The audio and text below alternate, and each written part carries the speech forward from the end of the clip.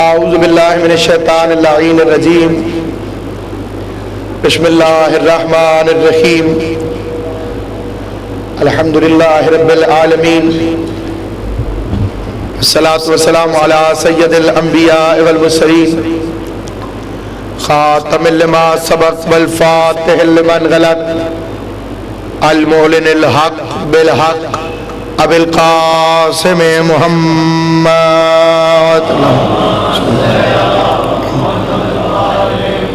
وأهل بيته الطيبين الطاهرين المعصومين المنتجبين المظلومين الذين أذهب الله عنهم الرجس وطهرهم تطهيرا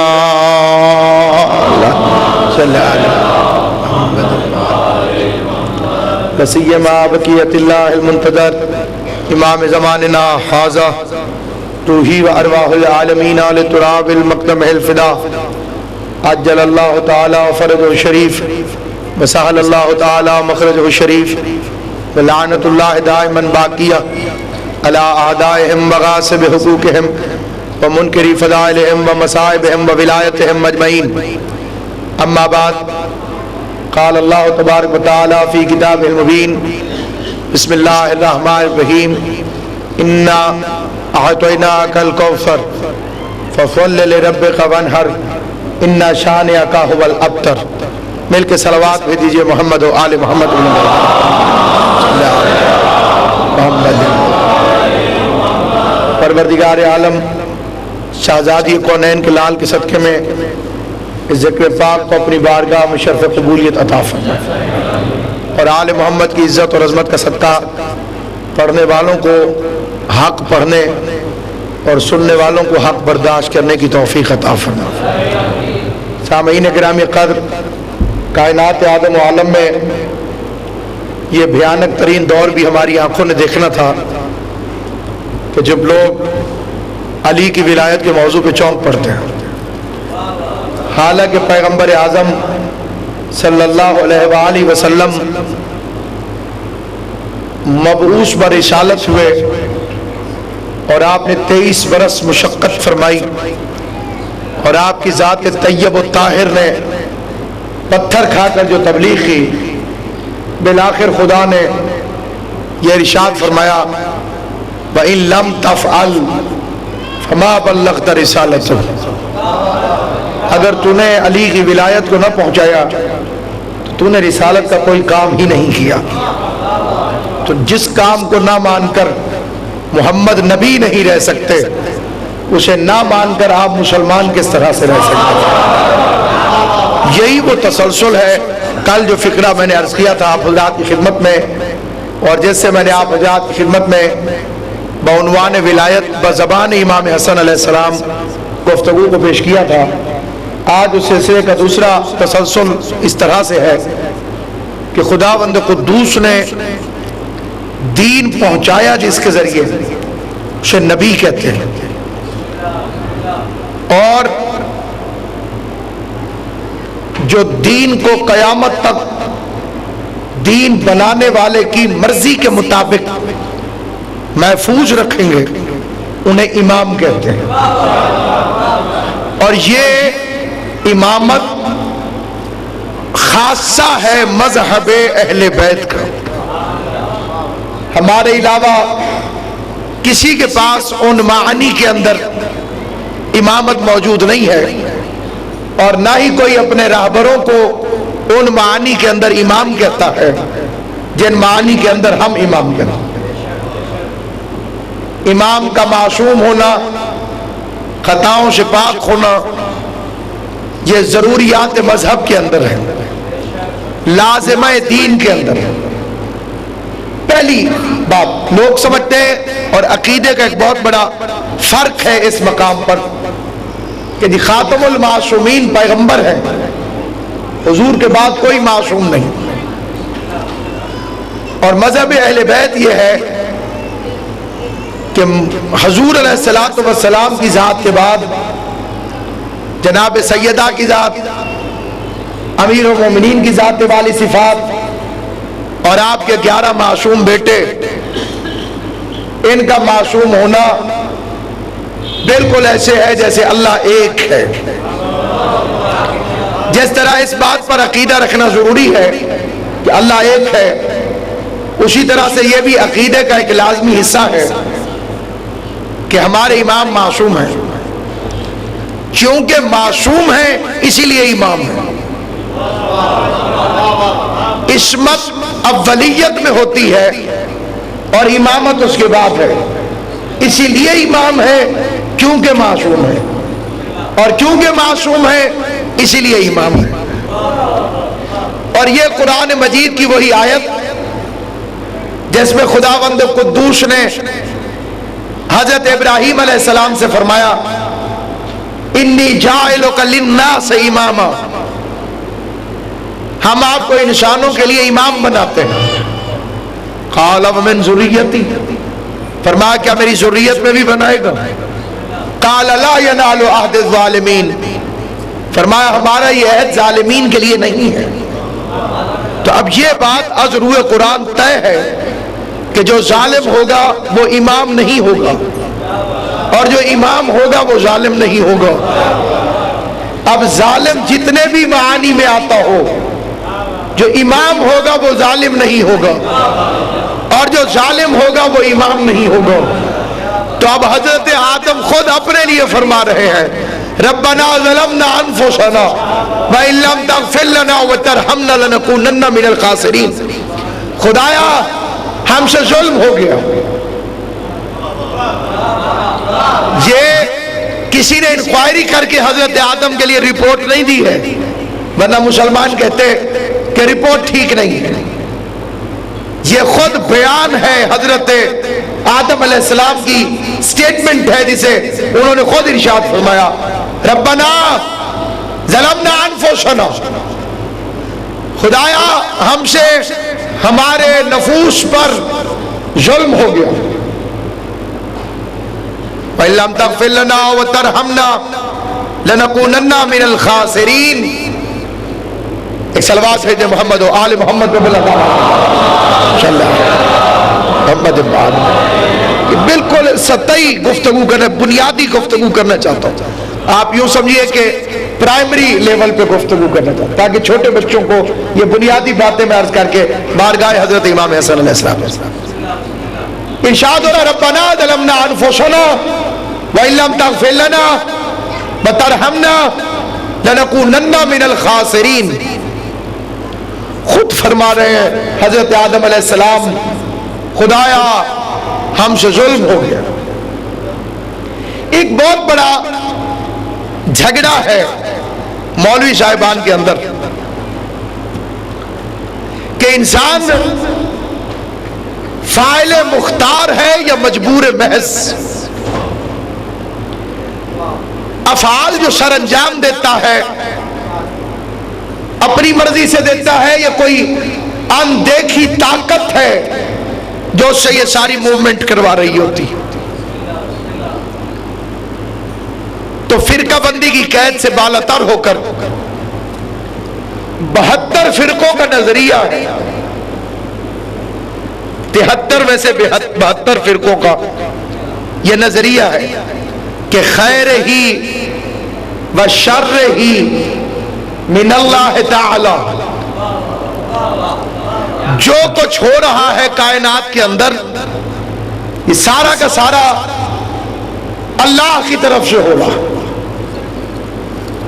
اللہ میاں ہے جو خیر کو بھی صادر فرماتا ہے اور معاذ اللہ نقل کفر نباشت شر کا انتظام بھی کر کے دیتا ہے۔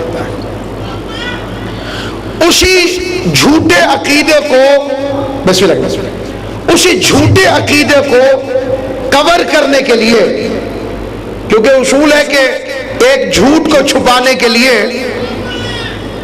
کئی جھوٹ مارنے پڑتے ہیں، کئی جھوٹ بولنے پڑتے ہیں۔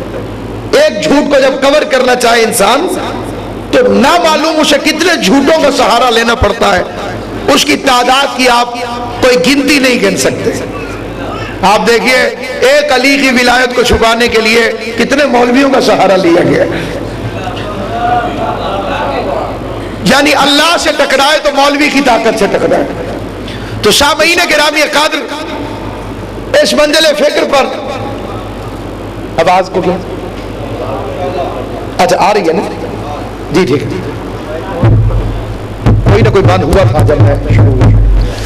تو 12 سامعین گرامی قدر، اس مرحلے فکر پر یہ عرض کرنا چاہتا ہوں کہ اپنے جھوٹ کو کور کیا گیا، خیر ہی و شر ہی من اللہ تعالی، جو ہو رہا ہے سب خدا قدوس و برتر کی طرف سے، اللہ کل شیء قدیر کی طرف سے، سب کچھ اللہ میاں کرا رہا ہے.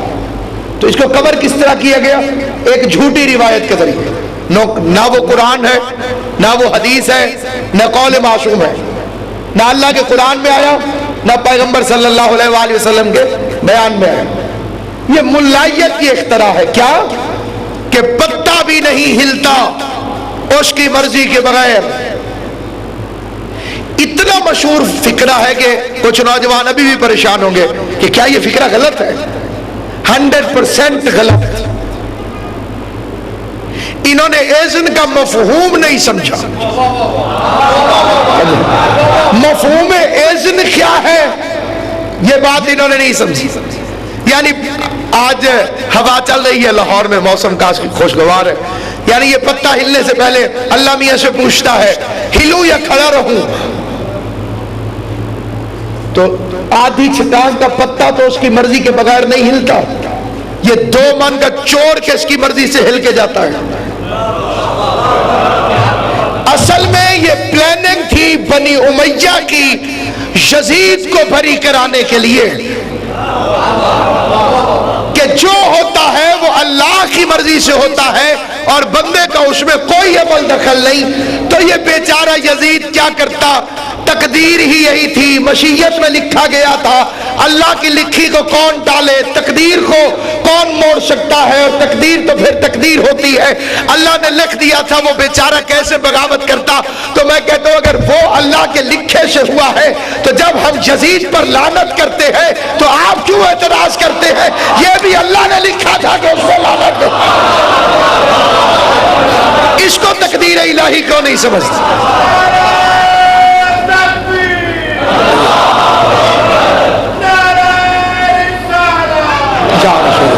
بسم اللہ، اجرکم علی اللہ.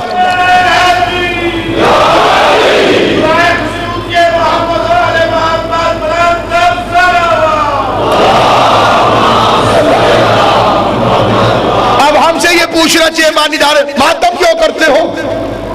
آپ بھی کہو خیر ہی و شر ہی من اللہ تعالی. جو کراتا ہے وہ اللہ کراتا ہے،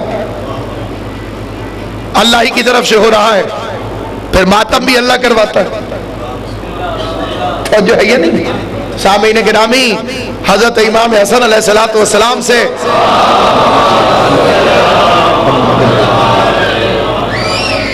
سوال جناب امیر سے ہوا کہ سارے کام انسان خود اپنی ارینجمنٹ سے کرتا ہے یا اس میں اللہ تبارک و تعالیٰ کو کوئی عمل دخل ہے؟ اتنا کائنات کے لیے مشکل ترین سوال کہ فلسفہ و منطق پریشان ہے. اور پیغمبر نے اشارہ کر دیا امام حسن کی طرف، میرے بیٹے سے پوچھو.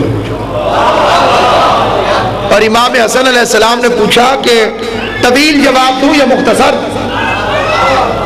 انسان اختصار پسند واقعہ ہوا ہے، اسے شارٹ کٹ بہت اچھا لگتا ہے.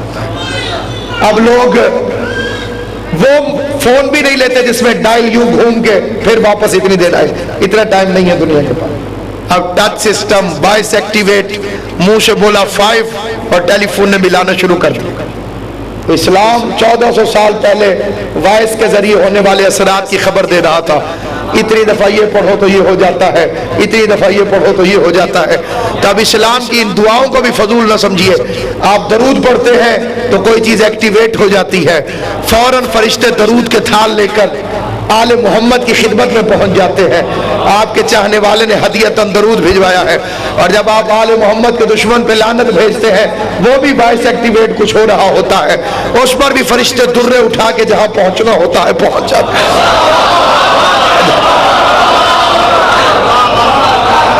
تو یہاں پہ سامعین گرامی قدر یہ سارا کا سارا اسی کو کور کرنے کے لیے بنایا گیا. تو اب وہاں پہ خدا بند قدوس نے قرآن مجید میں دو فکریں لکھ کر کہ دنیا نے قرآن کو اپنے لیے مشعل راہ نہیں بنایا، قرآن کو اپنا راہبر نہیں سمجھا، آل محمد کو تو چھوڑا ہی چھوڑا، قرآن کو بھی چھوڑ دیا۔ اگر قرآن کی پیروی کرتے، قرآن کے علاوہ کسی کتاب پر اپنے مکمل بھروسوں کا اظہار نہ کرتے،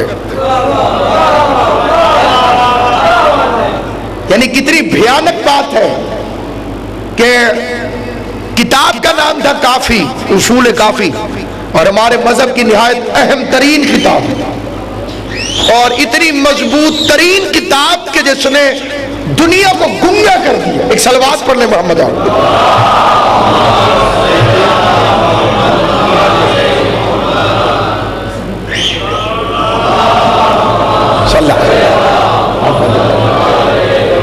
ہمارے مذہب کے اندر یہ جو کتاب ہے اصول کافی،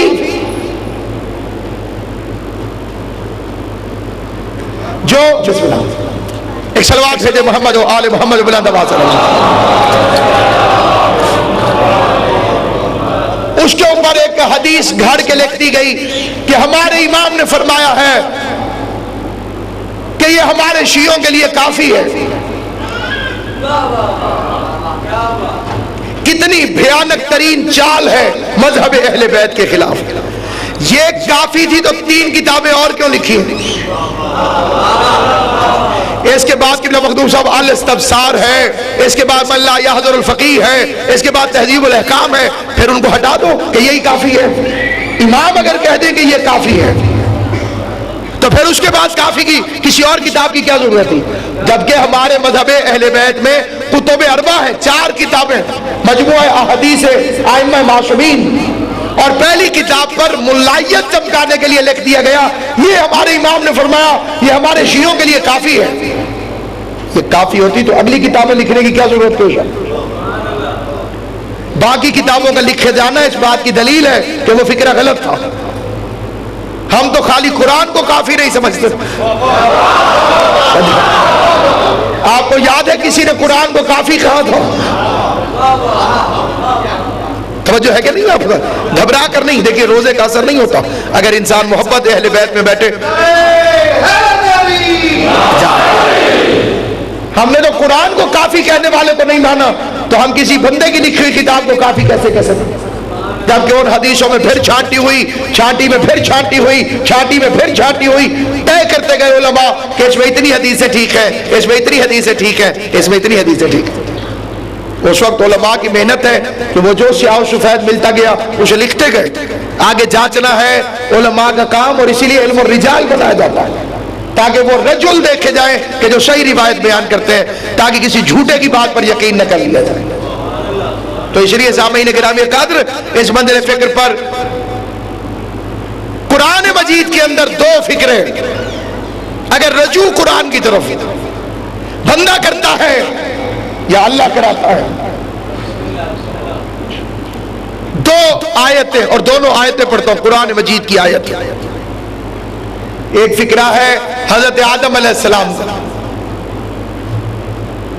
حضرت آدم پہلے مہاجر ہیں، ہجرت فرمائی تھی، ادھر سے ادھر آئے تھے، وطن کو چھوڑ کر زمین پر آئے تھے، تو یہ ہجرت ہو رہی تھی۔ تو کیا اکیلے آئے تھے؟ نہیں، شیطان ساتھ تھا۔ تو معلوم ہوا کہ اگر نبی کبھی ہجرت کرے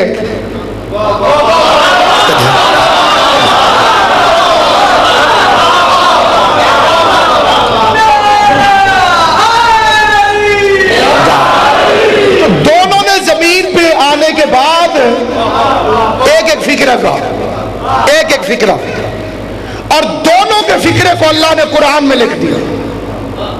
حضرت آدم نے جو سینٹنس ارشاد فرمایا وہ بھی قرآن مجید کے اندر لکھا ہوا، اور ابلیس نے جو فکر ارشاد فرمائے وہ بھی قرآن میں لکھے ہوئے۔ دونوں فکروں کو سنیے اور خیر ہی و شر ہی من اللہ تعالیٰ کو تباہ و برباد ہوتا دیکھیے قرآن سے۔ حضرت آدم فرماتے ربنا ظلمنا انفسنا وان لم تغفر لنا وترحمنا لنکونن من الخاسرین۔ اپنی مرضی کا ترجمہ کروائیے، کیونکہ ترجمے میں اختلاف ہوتا ہے، قرآن میں اختلاف نہیں ہوتا۔ ترجمے میں اس لیے ہوتا ہے کہ بندوں کی طرف سے ہوتا ہے، قرآن میں اس لیے نہیں ہوتا کہ اللہ کی طرف سے ہوتا ہے۔ تو جو چیز اللہ کی طرف سے ہو اس میں کبھی اختلاف نہیں ہوتا، اور جو بندوں کی طرف سے ہو اس میں اختلاف ہوتا ہے۔ کاش جیسے آپ نے پچھلا فقرہ سمجھا اسی طرح چلتے رہے تو تقریر دگنی ہو جائے اور وقت بھی بچ جائے۔ جس میں اختلاف دیکھو سمجھو بندوں نے بنائے ہیں، جن میں اختلاف نہ ہو سمجھو اللہ نے بنایا ہے۔ اب اور مولویوں کا جو بنیادی ہتھیار ہے اسی کا نام ہی اختلاف ہے۔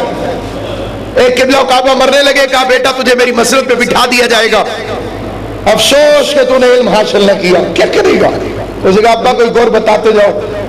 کہا بس تو ہر مسئلے میں کہنا اس میں علماء کا اختلاف ہے۔ بس جب بھی کبھی کسی نے بھی کوئی مسئلہ پوچھا تو اس نے کہا کہ وہ اس میں سکوت بہتر ہے، علماء کا اختلاف ہے۔ منہ پہ چڑھا ہوا تھا کہ اس میں علماء کا اختلاف ہے۔ ایک دن کوئی شیطان مسئلہ پوچھنے آ گیا، اس کم وقت نے چکر دے کے پوچھ لیا کہ بلو کعبہ آپ کے والد صاحب تھے؟ تو انہوں نے سنا نہیں، بتا اس میں اختلاف ہے تھوڑا سا بعد میں۔ تو سامعین گرامی قدر اختلاف اختلاف اختلاف، ایک کا ترجمہ دوسرے سے نہیں ملے گا کیونکہ بندوں نے کیا ہے۔ قرآن کبھی مختلف نہیں ہوگا کیونکہ اللہ نے نازل فرمایا پروردگار ہم سے ظلم ہو گیا، انفسنا ہم سے ظلم ہو گیا۔ یہ کون بول رہے ہیں؟ آدم بول رہے ہیں۔ 15واں پارہ سورہ مبارک الحجر۔ اور اب شیطان کا فکرہ سنیں، کہنے لگا رب بما اغویتنی، پروردگارا تو نے مجھے اغوا کیا، یا اغوا کا مطلب ہے گمراہ کیا، تو نے گمراہ کیا۔ بات تو واضح نہ ہو گئی؟ آدم کہہ رہے تھے مجھ سے غلطی ہو گئی، شیطان کہہ رہا تھا تو نے گمراہ کیا۔ تو جو اپنی غلطی اپنی سمجھے آدم کی اولاد ہے، جو اپنی غلطی اللہ پہ ڈال دے شیطان کی اولاد ہے۔ اب سامعین گرامی، اللہ نے قرآن مجید میں ابلیس کو ایک فکرہ کہا۔ اب افسوس ہے مجھے کہ میں تہذیب ممبر کے پیش نظر ہے تہذیب کے مطابق فکرہ، لیکن میں اپنے آپ کو اتنا قابل نہیں سمجھتا کہ میں اسے تہذیب ممبر کو مد نظر رکھ کے ایکسپلین کر سکوں گا۔ تو جتنا میں وضاحت کر سکوں گا اتنی میں کروں۔ شارکو فی المال والاولاد، اللہ شیطان سے کہتا ہے جا دفع ہو جا، شامل ہو جا ان کے مال میں بھی اور اولاد میں بھی۔ اب خیال رہے یہ روایت نہیں آیت ہے، تو کچھ لوگوں کے مال میں بھی شریک ہے، کچھ لوگوں کی اولاد میں بھی شریک ہے۔ مسجد نبوی کے دروازے میں بزرگ کھڑا تھا، بڑے بڑے رضی اللہ اس کے ہاتھ چوم رہے تھے، علی نے آ کے گردن سے پکڑ لیا، بزرگوں نے سفارش کی یا علی چھوڑ دیجئے بزرگ ہے، علی نے زمین میں پٹک کے کہا شیطان ہے، بھیس بدل کر تمہیں دھوکہ دینا چاہتا ہے۔ اور اب سنی شیعہ کتاب کا نام جان بوجھ کے نہیں بتا رہا ہوں، اگر کسی کو شوق ہو تو کل پوچھے گا تو پھر بتاؤں گا۔ ایک مرتبہ حیدر کرار نے زمین پہ پھینکا، سنی علماء کا بھی ذمہ دار ہوں، شیعہ علماء کا بھی ذمہ دار ہوں۔ حیدر کرار نے زمین پہ جب پٹکا اور اب علی جب اس کے سینے پہ بیٹھے تو نیچے سے شیطان چیخا اور چیخ کے کہنے لگا یا علی یا علی مجھے چھوڑ دو، کیونکہ جب تیری ولایت کا اقرار کرے میں اس کے نطفے میں اپنا نطفہ شامل نہیں کرتا۔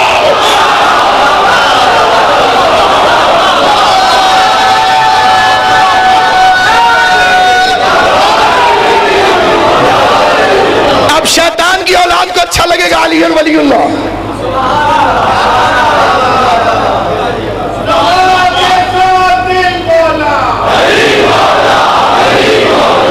اور سنیے سامعین گرامی، کل مجھے ایک بھائی نے فرمایا آپ نے اتنی زیادہ ولایت پڑھی ہے کل مجمع کم ہی نہ ہو جائے۔ میں نے کہا امام حسن کا قول ہمیشہ یاد رکھنا، جب امام حسن علیہ السلام کو حضرت عبداللہ ابن جعفر طیار نے آ کر یہ فکرے کہے فرزند رسول اتنی سختی مناسب نہیں، کہیں ایسا نہ ہو کہ لوگ چھوڑ کے چلے جائیں، تو آپ فکرہ سنی اپنے معصوم امام کا۔ فرمایا عبداللہ جب تمہیں یقین ہو کہ تم حق پر ہو تو تم اکیلے بھی رہ جاؤ تو یہ گھاٹے کا سودا نہیں ہے۔ اگر آپ کو یقین ہو آپ حق پہ ہو، آپ باطل کے نمائندے نہ ہو، آپ شیطان کے نمائندے نہ ہو، آپ فرعون کے نمائندے نہ ہو۔ کمال ہے، جس مجمع میں معاویہ کی ولایت پڑھنا خطرناک ہونا چاہیے تھا وہاں علی کی ولایت پڑھنا خطرناک ہے۔ تو جہاں علی کی ولایت سن کے سگنل ڈاؤن ہونے لگے سمجھیے کہ کوئی نہ کوئی پرابلم ضرور ہے، وہ نیٹ ورک پرابلم ہو یا کوئی اور پرابلم، اس لیے اس کو ڈھونڈیے، اس کو سوچیے اور اس پر سمجھیے۔ یہ افسانہ نہیں ہے، یہ کہانی نہیں ہے، یہ قرآن کی آواز ہے۔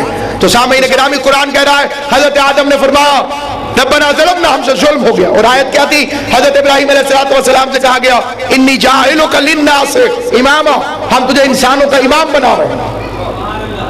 قال ومن ذریتی، کیا میری ذریت میں بھی بنائے گا؟ قال لا ینال عہد الظالمین، کتنا بڑا عہدہ ہے امامت کہ ابراہیم کے منہ میں بھی پانی آ گیا کہ میرے بچوں کو بھی بنا، میری ذریت میں سے بھی بنا۔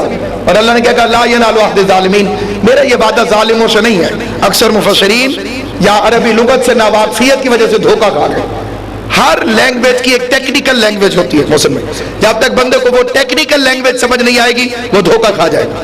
مثلا ایک مولوی صاحب کھڑے تھے سکلین سے ادھر ریلوے اسٹیشن پر، تو اعلان ہوا 7 اپ آ رہی ہے۔ تو آپ کو معلوم ہے کہ مولوی صاحب نے کیا سمجھا؟ بوتل، وہ نکلی تیز گام، کیونکہ ٹیکنیکل لینگویج کے اندر جو ریلوے اسٹیشن والوں کی لینگویج ہے اس میں تیز گام کو کہتے ہیں 7 اپ۔ تو اب اگر کسی کو پتہ نہیں ہے تو وہ کیا کہے گا؟ 7 اپ آ رہی ہے، تو وہ نیچے یہ لکھے گا نا کہ بوتل آ رہی ہے۔ تو اس لیے ہر چیز کی ایک ٹیکنیکل لینگویج ہوتی ہے، قرآن کی بھی ایک ٹیکنیکل لینگویج ہے۔ جب تک وہ سمجھ نہیں آئے گی، اس لیے تفسیر کا حق امت کو نہیں ہے۔ جو تفسیر کرے وہ جہنمی ہے، تفسیر کا حق ہے صرف معصوم کو، کیونکہ اسے پتا ہے کہ قرآن کیا کہہ رہا ہے۔ گنگا اشارہ کرے آپ کو کیا مطلب کیا کہہ رہا ہے، کیا پتہ چلے گا؟ گنگے کے اشارے کو آپ سمجھ سکتے ہیں گنگا کیا کہہ رہا ہے؟ اس لیے ایک محاورہ ہے کہ گنگا کیا کہتا ہے اس کے گھر والوں سے پوچھو۔ اب کس بندے کو غصہ لگے گا یا ناراضگی ہوگی بعد میں یا بھی ہوتی رہے، یہ قرآن گنگا ہے۔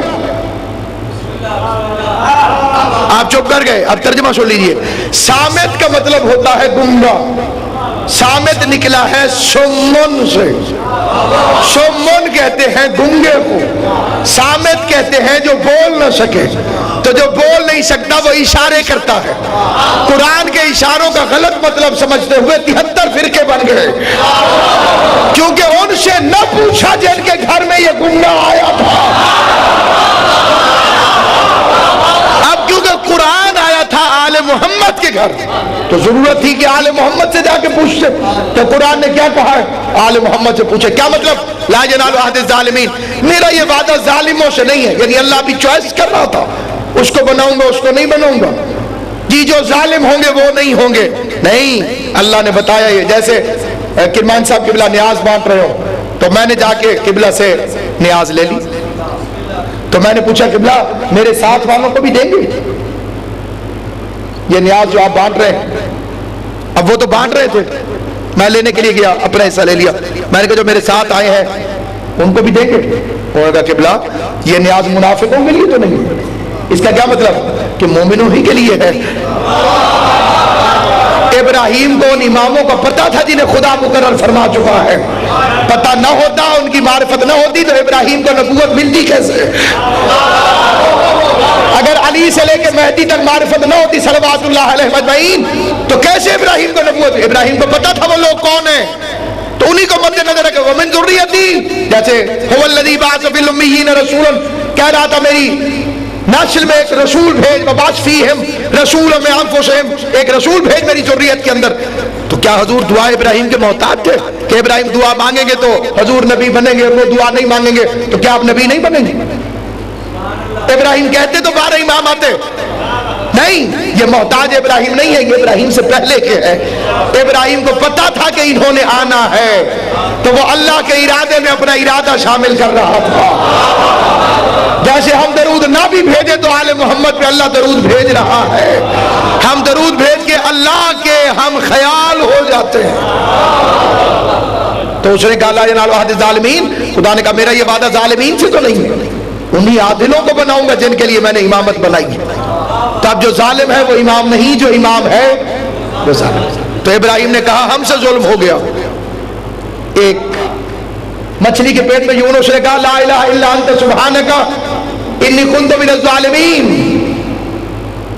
یونس بھی فرما رہے ہیں میں ظالم ہوں، آدم بھی فرما رہے ہیں میں ظالم ہوں. تو جب آدم اور یونس جیسے معصوم نبی امام نہ بن سکتے ہوں تو مکہ مدینے کے بیٹیوں سے مسئلہ پوچھنے والے امام کیسے بن سکتے؟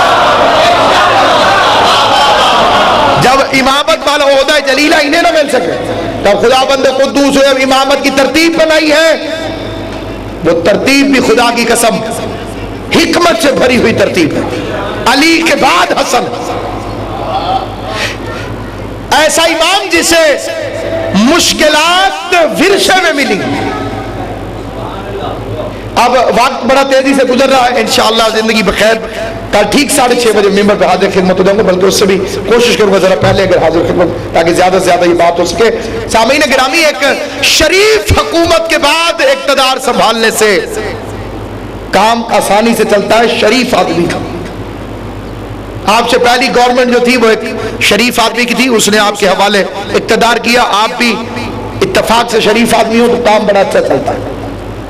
اگر رسول اللہ صلی اللہ علیہ وآلہ وسلم کے بعد ڈائریکٹ حکومت جناب امیر کو ملتی تو اسلام کا سسٹم چلتا. یہ جو 3 گیپ آئے درمیان میں، اس نے اسلام کا ستیہ ناش کر دیا. بدعتیں ایجاد کی گئیں، آج تک دنیا ان بدعتوں پہ قائم ہے. معلوم ہے کہ بدعت ہے. مولا علی کا زمانہ آیا تو ایک شریف اور انصاف پر پسند اور رشوت نہ لینے والے اور ظلم نہ کرنے والے حکمران کے لیے کتنی مشکل ہوگی کہ جب وہ 3 کرپٹ حکومتوں کے بعد اقتدار کو سنبھالے. معاشرہ کتنا بگڑ چکا ہوگا، دیوان صاحب اس بات کو زیادہ بہتری سے سمجھیں گے، کتنا معاشرہ بگڑ چکا ہوگا کہ جب امیر المومنین کے پاس اقتدار آیا ہوگا. لوگ رشوت کے عادی ہو چکے تھے، پیغمبر کی سنتوں کا مذاق اڑایا جا رہا تھا. جہاد ایک عبادت تھی اور عبادت میں اجرت نہیں ہوتی. یہ ایک یوں سمجھیے کہ ایک فارمولہ ہے عبادت کا کہ عبادت میں اجرت حرام ہے. نماز پڑھنے یا پڑھانے کے بعد اللہ میاں کی طرف سے کوئی چیک نہیں آ جاتا کہ آپ کی 150 ہو گئی ہے، اتنے پیسے بنتے ہیں. رسول فرمائیے روزہ رکھنے کی اجرت نہیں ہے، پیسے نہیں ملتے. حج عبادت میں اجرت نہیں ہے. جہاد بھی ایک عبادت تھی، جیسے نماز ویسے جہاد. اس کے لیے اسپیشل فوج کی ضرورت نہیں تھی. ہر مسلمان پہ واجب تھا کہ اگر دین پر خطرہ ہو تو ڈیفنس کرے. تو اسلام کے ساتھ پہلا ظلم اس زمانے میں یہ کیا گیا کہ فوج کو بنایا گیا باقاعدہ ادارہ. بھئی یہ لڑیں گے، یہ نہیں لڑیں گے. اچھا اسے میں مثال دینے کی کوشش کرتا ہوں، اللہ میری مدد کرے گا. جیسے ہم ماتمی دستہ بناتے ہیں کہ مجلس کے بعد ماتمی دستہ ماتم کرے گا، تو کیا انہی پہ واجب ہے کہ وہی ماتم کرے؟ باقیوں کی امام حسین سے کوئی تعلق نہیں ہے. ہونا تو یہ چاہیے تھا کہ پورا مجمع کھڑے ہو کر ماتم کرتا. نہیں، جیسے جیسے دولت زیادہ ہوتی گئی ویسے ویسے ماتم آہستہ سے آہستہ اور آہستہ ہوتا چلا گیا. میں اعتراض نہیں کرتا، اتنا بھی ہے تو بسم اللہ الرحمن الرحیم.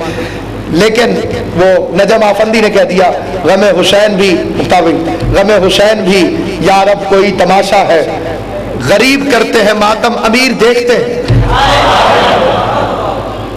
تو یہ سلسلہ جو اس طرف مڑ گیا، وہ اسلام جو خدیجۃ الکبریٰ کی دولت سے، پیغمبر کی محنت سے اور علی کی شجاعت سے منشر شہود پر آیا تھا، اس کے اوپر ڈاکہ پڑ گیا. اب اگر امامت نہ ہوتی تو کیسے بچتا؟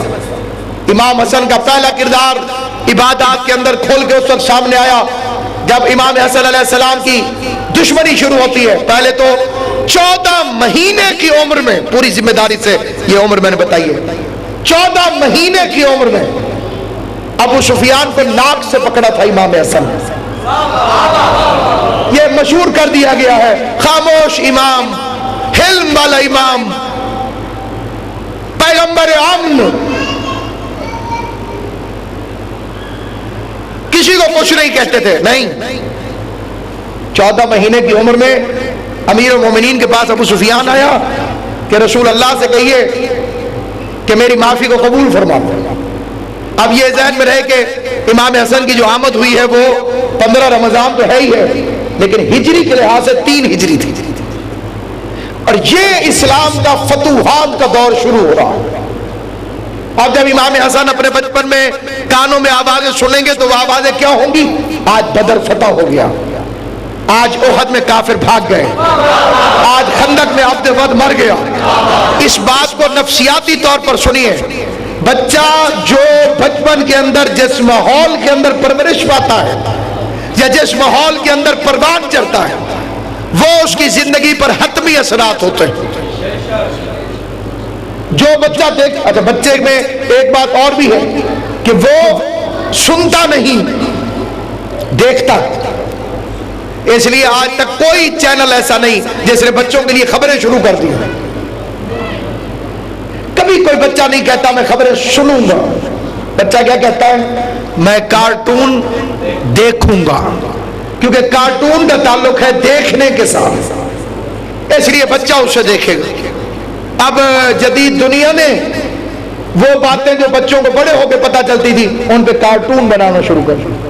مقصد کیا ہے کہ بچے کو بچپن کے اندر اتنا فیڈ کر دیا جائے کہ وہ ان چیزوں کو دیکھے اور وہ سارے معاملات اس کے ذہنوں کے اندر آ جائیں۔ تو سامعین گرامی قدر، یہ اس بچے کی بات نہیں کر رہا ہوں جو سیکھتے ہیں، یہ اس بچے کی بات کر رہا ہوں جو لوح محفوظ کا مطالعہ ماں کی گود کے اندر کر لیتا ہے۔ ابو سفیان آتا ہے اور وہ امیر سے کہتا ہے یا امیر المومنین، علی سے کہیے، رسول سے کہیے کہ مجھے معاف کر دے۔ پیغمبر کے جانشین نے فرمایا نعوذ باللہ ابو سفیان، میں تیرا سفارشی نہیں بنوں۔ یا اتنے میں 14 مہینے کا ایک بچہ آ گیا۔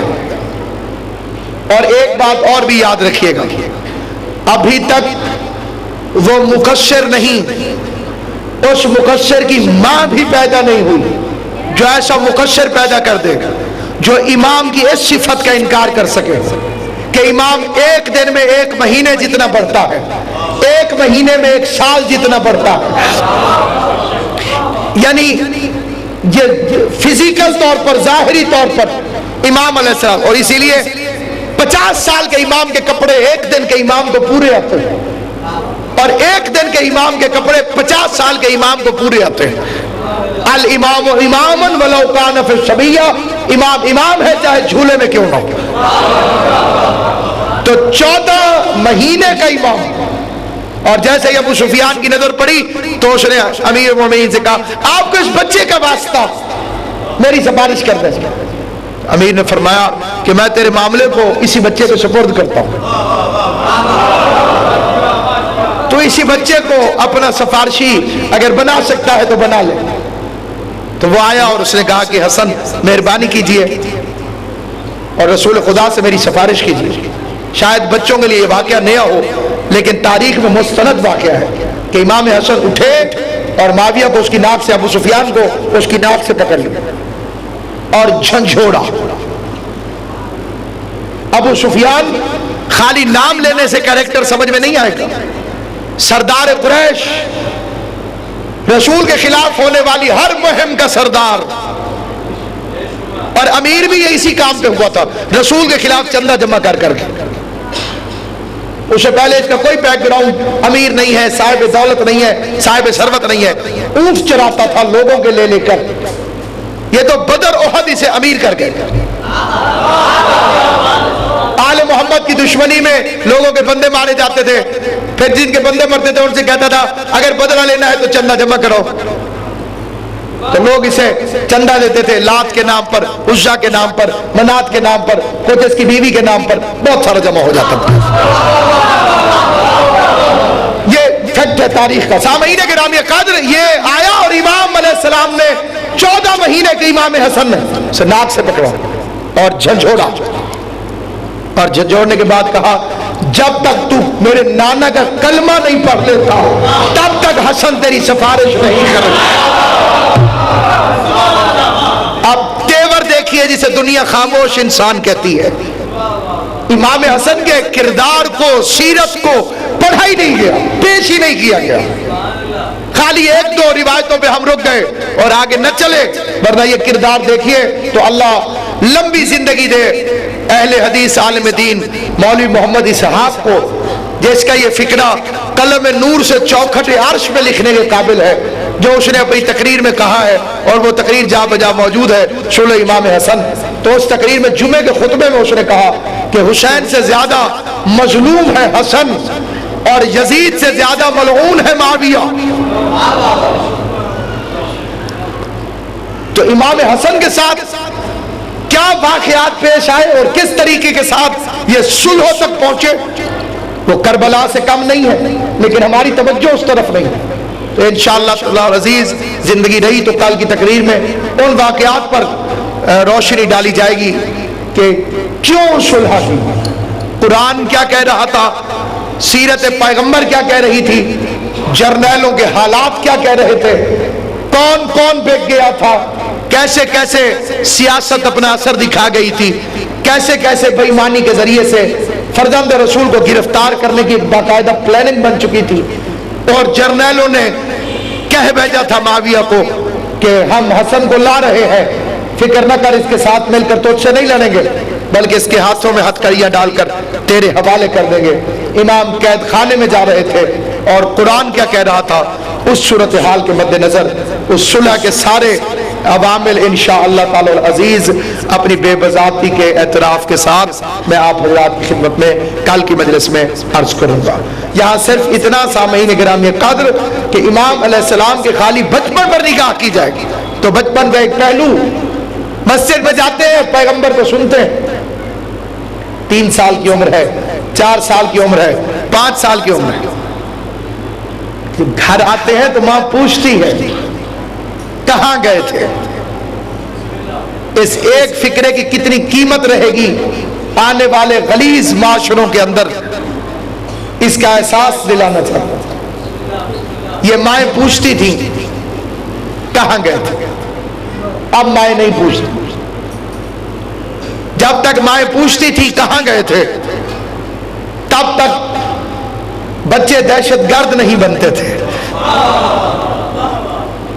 جب ماں پوچھتی تھی بچے سے بچپن ہی سے کہاں گئے تھے اور وہ گھبرا جاتا تھا تب تک بچے دہشت گرد نہیں بنتے تھے۔ جب ماؤں نے پوچھنا چھوڑ دیا، اب بچہ چاہے اسلحہ بنانے چاہے یا اسلحہ چلانے جائے تو دہشت گردی قائم ہوگی۔ یہ تو بچہ ہے، وہ گھر سے نکلے تو اتنی دہشت گردی ہو جاتی ہے، اگر کوئی اماں ہی گھر سے نکل جائے تو کتنی دہشت گردی ہوگی اس کے متعلق آپ اندازہ ہی نہیں کر سکتے۔ خالی آپ کی سوچ ہے کہ کہاں تک سلسلہ پہنچ جاتا ہوگا۔ آج تک بھگت رہے اس دہشت گردی کو جو ایک اماں گھر سے باہر نکل پڑی۔ تو سامعین گرامی قدر، یہاں پر آ کر ایک فرمان تبرکاً حضرت امام حسن علیہ السلام کا ایک صلوات بھیج دیجیے محمد۔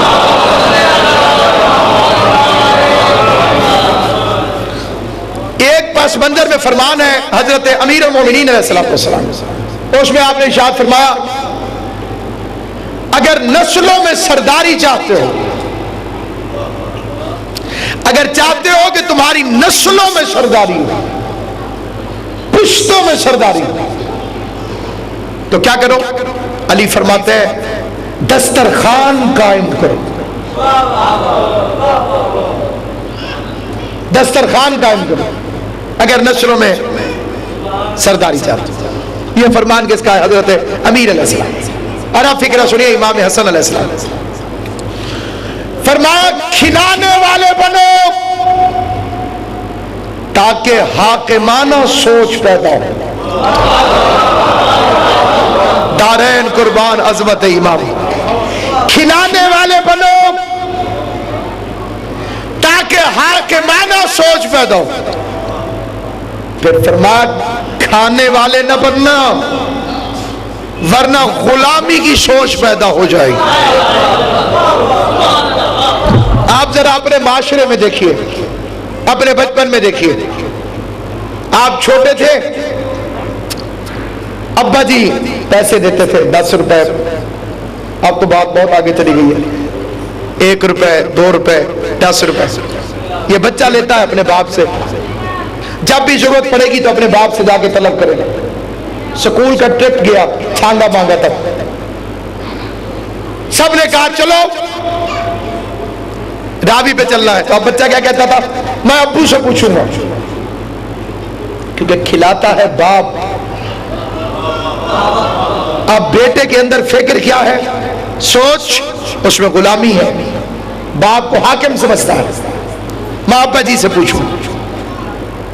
اب باپ بوڑھا ہو گیا، بیٹا جوان ہو گیا، والد صاحب گھر بیٹھ گئے مثال کے طور پر، اور بیٹا کمانے جانے لگا، خاندان کے لوگ باپ کے پاس آئے، کسی مسئلے پہ گفتگو کی، تو اب باپ کیا کہتا ہے؟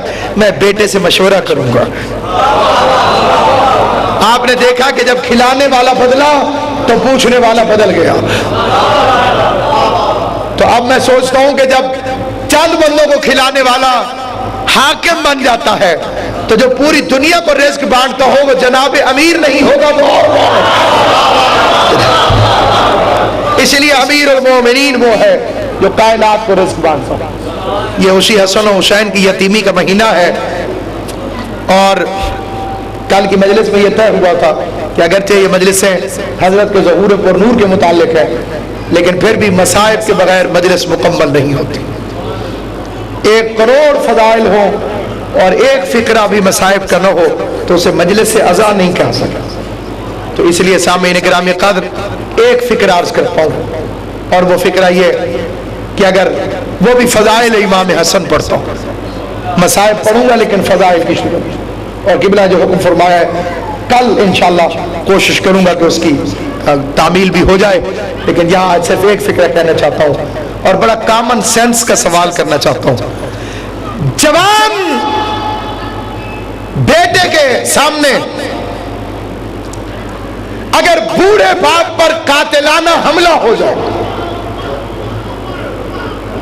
تو ذرا محبت، ایک کا نام ہے جذبہ انتقام۔